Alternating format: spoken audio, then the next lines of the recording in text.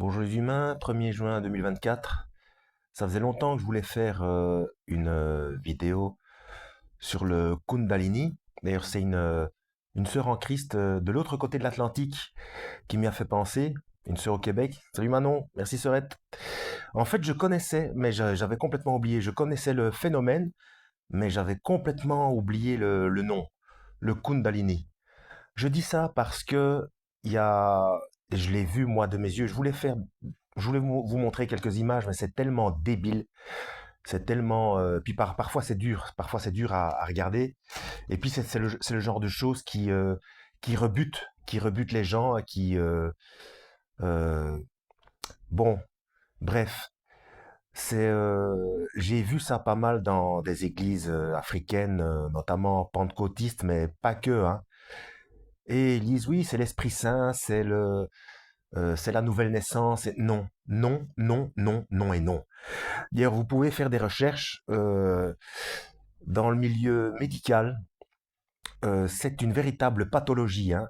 Et la nouvelle naissance, donc le baptême, c'est-à-dire l'immersion de l'Esprit Saint, ne provoque aucune douleur, ne provoque rien de désagréable, rien de, rien de, rien de spectaculaire extérieurement.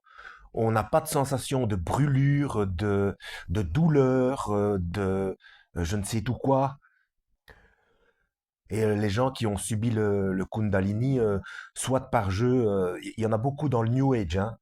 Eux, ils font ça en s'intéressant à l'astral, les religions hindoues, bouddhisme, etc.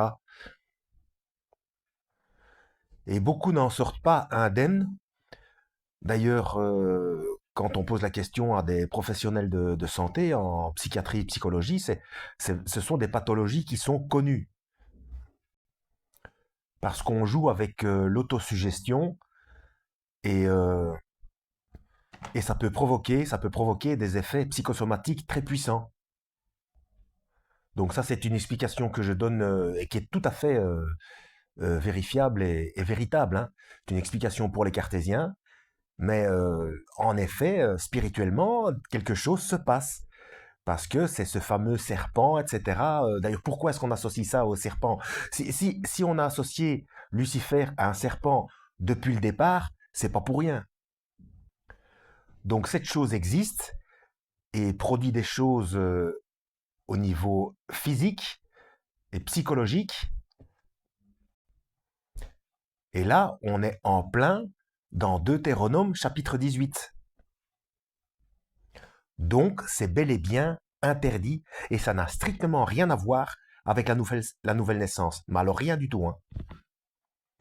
Une nouvelle naissance n'est jamais désagréable et tout ce que ça peut provoquer ça dépend les motivités des personnes. Le plus spectaculaire que ça peut provoquer, c'est fondre en larmes. Mais il n'y a jamais rien, jamais, jamais rien de désagréable. Et puis, par la suite, il n'y a jamais d'effet secondaire. Enfin, je veux dire, jamais d'effet secondaire désagréable et pathologique. C'est plutôt euh, des, comment on va dire ça, des verrous qui sautent au niveau de la compréhension des choses. Mais ça, pour le comprendre, il faut l'expérimenter soi-même. Et il n'y a rien, il n'y a pas de préparation, il n'y a pas de choses spectaculaires, de cérémonie ou quoi que ce soit.